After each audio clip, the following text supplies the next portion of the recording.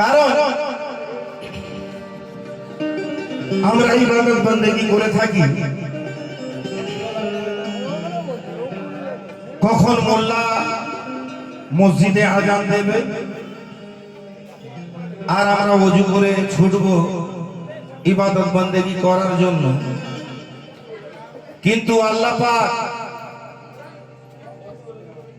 সময় টাইম বেঁধে দেননি যে এই সময়ে তোমরা আমার ইবাদত বন্দেগী করবে আর বাকি সময়গুলো করতে হবে। কিন্তু আল্লাহ পাক এ কথা বলেছেন, আমাকে স্মরণ করো, আমার জিকির করো, আমার ইবাদত বন্দেগীতে রত থাকো এ বান্দাগণ, সর্বদাই সর্বক্ষণ হরদমে হর শ্বাসে। বেশক। তাহলে যদি সর্বদাই সর্বক্ষণ আল্লাহ বললেন আমার ইবাদত বন্দেগীতে রত থাকো, তাহলে ওই 5 টাইমে আমরা ইবাদত বন্দেগী করব কেন? বাকি সময়গুলো বাদ যাবে কেন?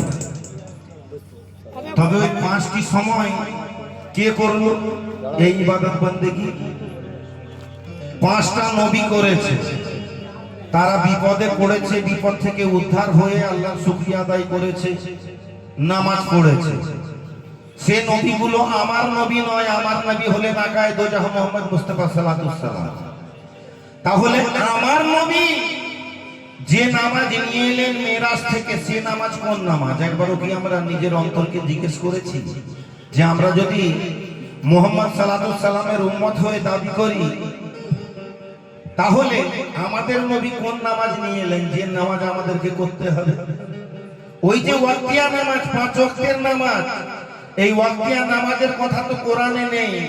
কোন হাজি গাজী মাওলানা মৌলভী কেউ দেখাতে পারবে না যে 5 ওয়াক্তের নামাজের কথা কোরআনে আছে। এই ওয়াক্তিয়া নামাজ 5টা নবীর নামাজ, কিন্তু আমার নবী মিরাজ থেকে কোন নামাজ নিয়ে এলেন সেটা পীর ও মুর্শিদ ধরে জেনে নিতে হবে।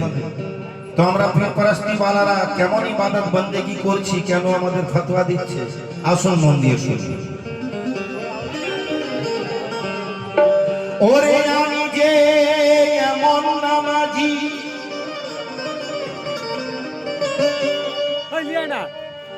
আমি যে এমন নামাজি, ওই আমার ওয়াক্তের বালাই নাই, সর্বদাই থাকি পীরের শরণে, আমার নামাজ কাজা না।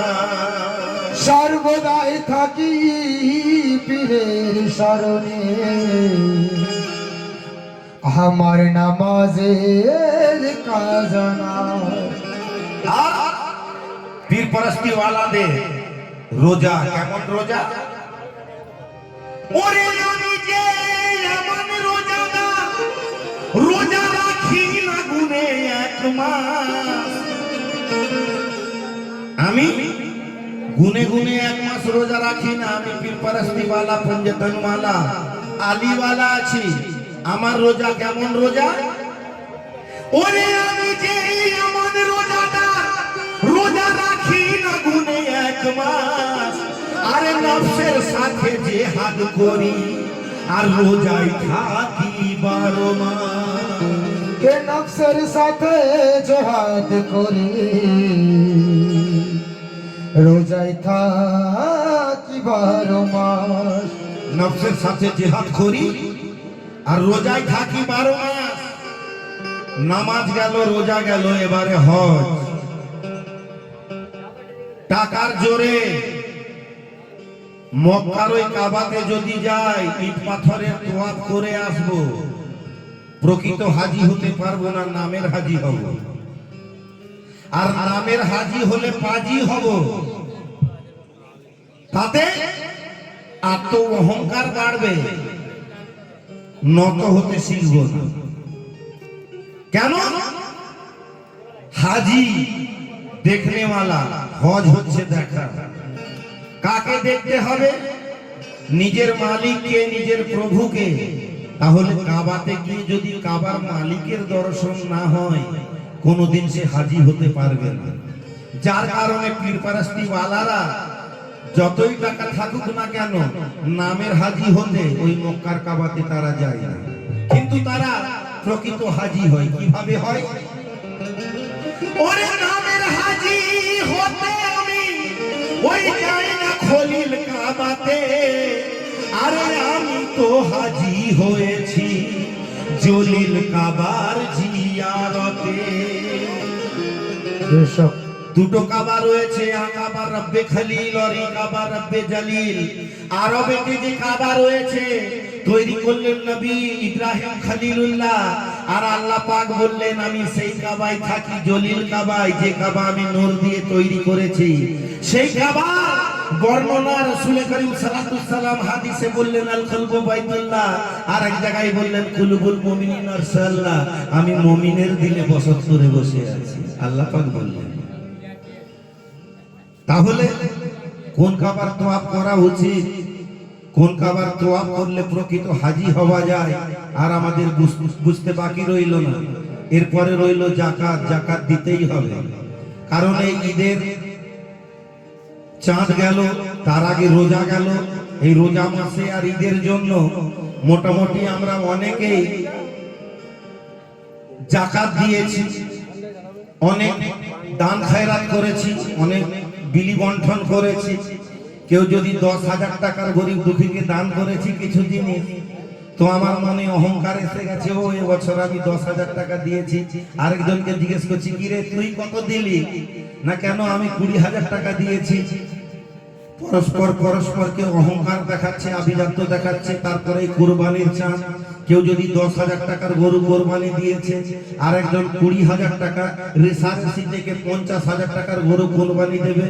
তারপরে গোস্ত বিলি করে দেওয়ার পরে বলবে এবারে আমি 20,000 টাকার গরু কোরবানি দিয়েছি, আমি 50,000 টাকার গরু কোরবানি দিয়েছি। আচ্ছা, আমি যদি গরিব দুঃখীকে দান করে খায়রাত করে দিয়ে যাকাত দিয়ে যদি আমার আমিত্বটাকে পুষে রাখলাম আর দেখালাম, তাহলে আমার এই যাকাত দিয়ে লাভটি কি হলো? আল্লাহ পাক বললেন এক হাত দিয়ে যদি কাউকে দান করো আর এক হাত যেন না জানতে পারে। যদি ডান হাতে দান করো, বাঁ হাত যদি যেমন না জানতে পারে। আর যদি আমরা অহংকারী করলাম, আমাদের লাভ কি হলো? কিন্তু পীরপারস্তিওয়ালাদের যাকাত কেমন যাকাত? আসুন মন দিয়ে শুনি। অনেকেই বারবার যাকাত দেয় আমিত্বের অহংকার করিয়া, আর আমি একেবারে আমিত্বকে দিলাম পীরের কদমে শুকিয়া। আর কলেমা, আরে কলেমা তাহকিক বীরে কাফের হবে, মুমিন মুসলমান হবে না। আর পীর যে আমার কালমা সারাতা, তাই তো আমি বলে যাই। আল্লাহ পাক বললেন কেউ যদি 1000 বার কলমা পড়ে, পড়লেও কাফের আর না পড়লেও কাফের, যদি না সে তাহকিক করে পড়ে। তাহকিক মানে হচ্ছে দেখা। তো আমি কাগজে কিতাবে দেখে নিলাম লা ইলাহা ইল্লাল্লাহু মুহাম্মদ রাসূলুল্লাহ, দেখে পড়ে নিলাম, পড়া হয়ে গেল কি? মোটেই নয়। মুমিনের সর মোবারক থেকে কদম মোবারক পর্যন্ত লেখা রয়েছে হক লা ইলাহা ইল্লাল্লাহু মুহাম্মদ রাসূলুল্লাহ। যে দেখে পড়তে পারলো সেই হলো মুমিন, আর যে দেখে পড়তে পারলো না সেই রয়ে গেল কাফের। তাই তো কবি বলছেন, কি বলছেন? কে কলেমা তাহকিক বিনে কাফের হবে, মুমিন মুসলমান হবে না। আরে পীর যে আমার কালমা সারাপা, দেখে তাই তো বলে যাই। তাই আরে গাজী সার সুরত দেখে আমি ছুটিয়ে দিলাম কল্লা, আরে পীরের সুরত দেখে আমি ছুটিয়ে দিলাম কল্লা, ওই ছুটিয়ে দিলাম কল্লা, ওই ছুটিয়ে দিলাম কল্লা। পীর সুরতে রসুল দেখি, পীর সুরতে আল্লাহ, পীর সুরতে রসুল দেখি, পীর সুরতে আল্লাহ, পীর সুরতে রসুল দেখি, পীর সুরতে আল্লাহ, পীর সুরতে রসুল দেখি, পীর সুরতে আল্লাহ, পীর সুরতে রসুল দেখি, পীর সুরতে আল্লাহ, পীর সুরতে রসুল দেখি, পীর সুরতে আল্লাহ, পীর সুরতে রসুল দেখি, পীর সুরতে আল্লাহ। আরে পীরের সুরত দেখে আমি ছুটিয়ে দিলাম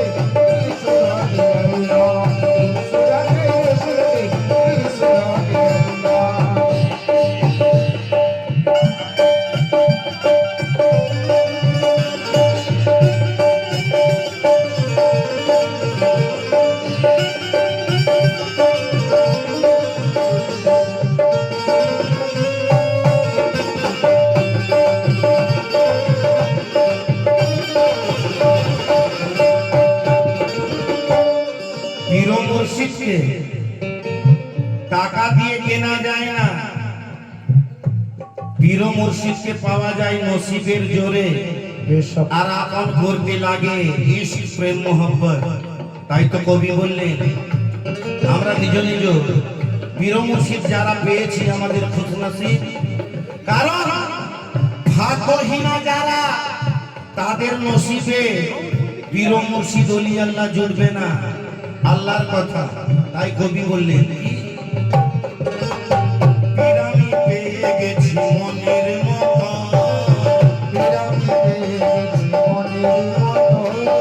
ঘড়ি দিয়ে যায় না কেনা মূল্য রতন। ওরে পীর আমি পেয়ে গেছি মনের মতো,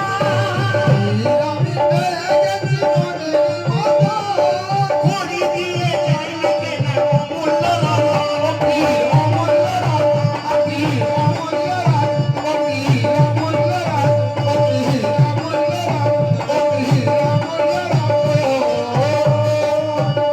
ওরে পীরের লাগে যে রঙিল,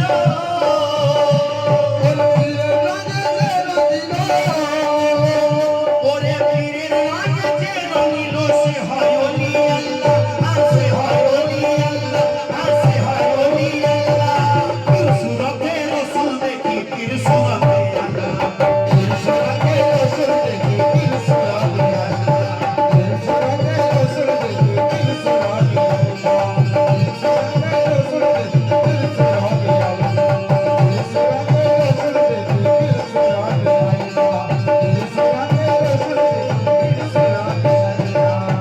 আল্লাহ নবী মুর্শিদকে আলাদা যদি কেউ ভেবে থাকে তার ইমানেতে জং ধরে গেছে।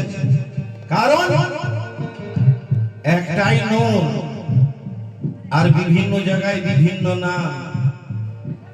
আল্লাহ সব জায়গাতে বসত করে বসে আছেন, হাজার নাম নিয়ে হাজার ধাম নিয়ে আছে একজনই। বেশক তিনি আল্লাহ নন, নবীও নন, আর মুর্শিদও নন, তিনি হলেন নূরে মোহাম্মদী।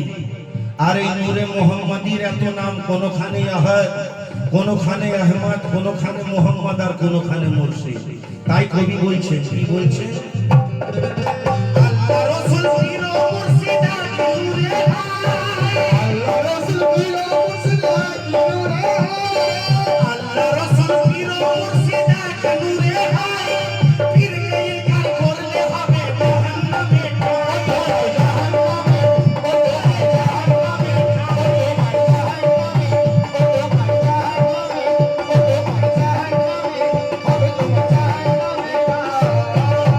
ওরে আল্লাহ রাসূল পীর ও মুর্শিদ আগে নূরে আর পীরকে ইনকার করলে হবে জাহান্নামে।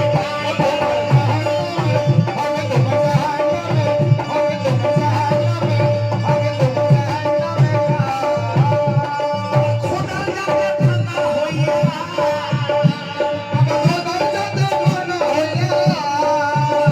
আরে খোদার যাতে ফানা হইয়া, পীর হলো খানা বিল্লাহ, পীর হলো খানা বিল্লাহ, পীর হলো খানা বিল্লাহ। পীর সুরতে, এই পীর সুরতে রাসূল দেখি, পীর সুরতে আল্লাহ।